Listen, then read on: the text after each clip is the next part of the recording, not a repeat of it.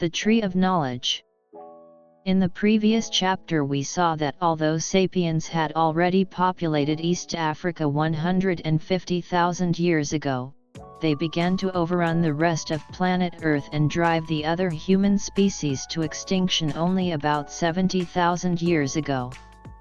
In the intervening millennia, even though these archaic sapiens looked just like us and their brains were as big as ours, they did not enjoy any marked advantage over other human species, did not produce particularly sophisticated tools, and did not accomplish any other special feats.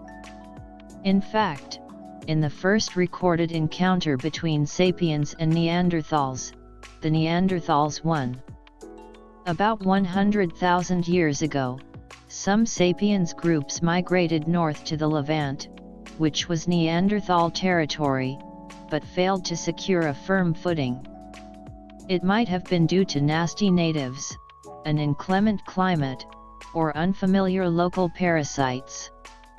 Whatever the reason, the sapiens eventually retreated, leaving the Neanderthals as masters of the Middle East. This poor record of achievement has led scholars to speculate that the internal structure of the brains of these sapiens was probably different from ours. They looked like us, but their cognitive abilities, learning, remembering, communicating, were far more limited. Teaching such an ancient sapiens English, persuading him of the truth of Christian dogma, or getting him to understand the theory of evolution would probably have been hopeless undertakings. Conversely, we would have had a very hard time learning his language and understanding his way of thinking. But then, beginning about 70,000 years ago, Homo sapiens started doing very special things. Around that date, sapiens bands left Africa for a second time. This time they drove the Neanderthals and all other human species not only from the Middle East, but from the face of the earth. Within a remarkably short period, sapiens reached Europe and East Asia. About 45,000 years ago, they somehow crossed the open sea and landed in Australia, a continent hitherto untouched by humans. The period from about 70,000 years ago to about 30,000 years ago witnessed the invention of boats, oil lamps, bows and arrows, and needles, essential for sewing warm clothing. The first objects that can reliably be called art date from this era. See the Staddle Lion Man on this page, as does the first clear evidence for religion, commerce, and social stratification. Most researchers believe that these unprecedented accomplishments were the product of a revolution in sapiens' cognitive abilities. They maintain that the people who drove the Neanderthals to extinction, settled Australia, and carved the Staddle Lion Man were as intelligent, creative and sensitive as we are. If we were to come across the artists of the Staddle Cave, we could learn their language and they ours. We'd be able to explain to them everything we know, from the adventures of Alice in Wonderland to the paradoxes of quantum physics, and they could teach us how their people view the world. The appearance of new ways of thinking and communicating, between 70,000 and 30,000 years ago, constitutes the cognitive revolution. What caused it? We're not sure. The most commonly believed theory argues that accidental genetic mutations changed the inner wiring of the brains of sapiens, enabling them to think in unprecedented ways and to communicate using an altogether new type of language. We might call it the tree of knowledge mutation. Why did it occur in sapiens' DNA rather than in that of Neanderthals? It was a matter of pure chance, as far as we can tell. But it's more important to understand the consequences of the tree of knowledge mutation than its causes. What was so special about the new sapiens language that it enabled us to conquer the world? Asterisk. It was not the first language. Every animal has some kind of language. Even insects, such as bees and ants, know how to communicate in sophisticated ways, informing one another of the whereabouts of food. Neither was it the first vocal language. Many animals, including all ape and monkey species, have vocal languages. For example, green monkeys use calls of various kinds to communicate. Zoologists have identified one call that means, careful. An eagle. A slightly different call warns, careful. A lion. When researchers played a recording of the first call to a group of monkeys, the monkeys stopped what they were doing and looked upwards in fear. When the same group heard a recording of the second call, the lion warning, they quickly scrambled up a tree. Sapiens can produce many more distinct sounds than green monkeys, but whales and elephants have equally impressive abilities. A parrot can say anything Albert Einstein could say, as well as mimicking the sounds of phones ringing, doors slamming, and sirens wailing. Whatever advantage Einstein had over a parrot, it wasn't vocal. What, then, is so special about our language?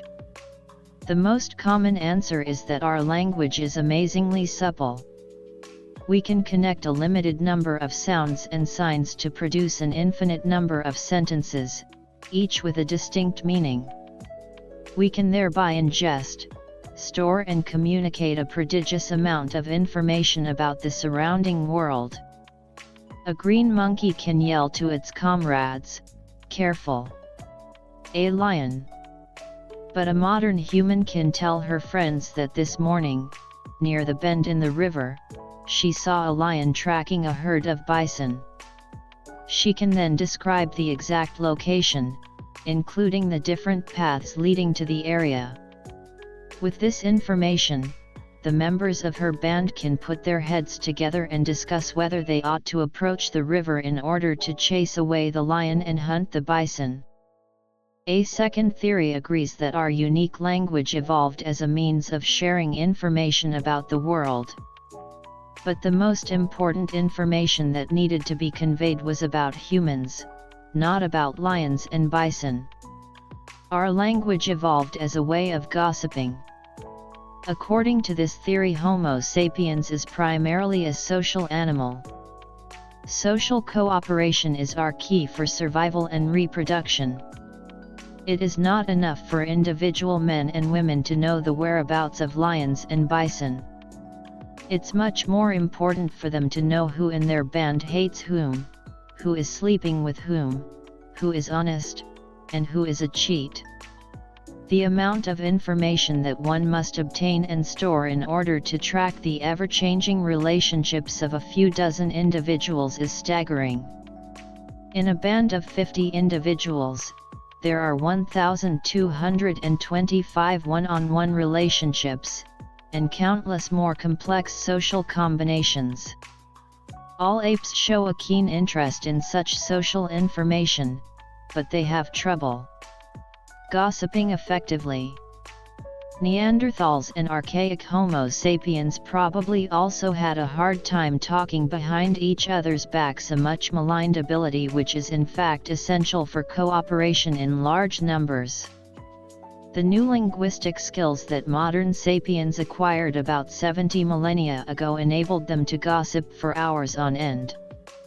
Reliable information about who could be trusted meant that small bands could expand into larger bands, and sapiens could develop tighter and more sophisticated types of cooperation.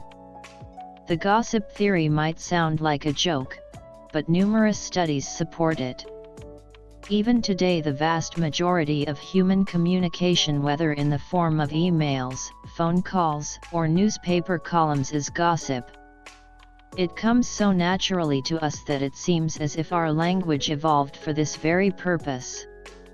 Do you think that history professors chat about the reasons for World War I when they meet for lunch? Or that nuclear physicists spend their coffee breaks at scientific conferences talking about quarks? Sometimes. But more often, they gossip about the professor who caught her husband cheating, or the quarrel between the head of the department and the dean, or the rumors that a colleague used his research funds to buy a Lexus. Gossip usually focuses on wrongdoings. Rumor-mongers are the original Fourth Estate, journalists who inform society about and thus protect it from cheats and freeloaders. Most likely, both the gossip theory and the "there is a lion near the river" theory are valid. Yet the truly unique feature of our language is not its ability to transmit information about men and lions. Rather, it's the ability to transmit information about things that do not exist at all. As far as we know, only sapiens can talk about entire kinds of entities that they have never seen, touched, or smelled. Legends, myths, gods, and religions appeared for the first time with the cognitive revolution. Many animals and human species could previously say, "Careful! A lion." Thanks to the cognitive revolution, Homo sapiens acquired the ability to say, "The lion is the guardian spirit of our tribe." This ability to speak about fictions is the most unique feature of sapiens language. It's relatively easy to agree that only Homo sapiens can speak about things that don't really exist, and believe 6 impossible things before breakfast. You could never convince a monkey to give you a banana by promising him limitless bananas after death in monkey heaven. But why is it important? After all, fiction can be dangerously misleading or distracting. People who go to the forest looking for fairies and unicorns would seem to have less chance of survival than people who go looking for mushrooms and deer. And if you spend hours praying to non-existing guardian spirits, aren't you wasting precious time better spent foraging, fighting, and fornicating? But fiction has enabled us not merely to imagine things, but to do so collectively. We can weave common myths such as the biblical creation story, the Dreamtime myths of Aboriginal Australians, and the nationalist myths of modern states. Such myths give sapiens the unprecedented ability to cooperate flexibly in large numbers. Ants and bees can also work together in huge numbers, but they do so in a very rigid manner and only with close relatives. Wolves and chimpanzees cooperate far more flexibly than ants, but they can do so only with small numbers of other individuals that they know intimately. Sapiens can cooperate in extremely flexible ways with countless numbers of strangers. That's why sapiens rule the world, whereas ants eat our leftovers and chimps are locked up in zoos and research laboratories.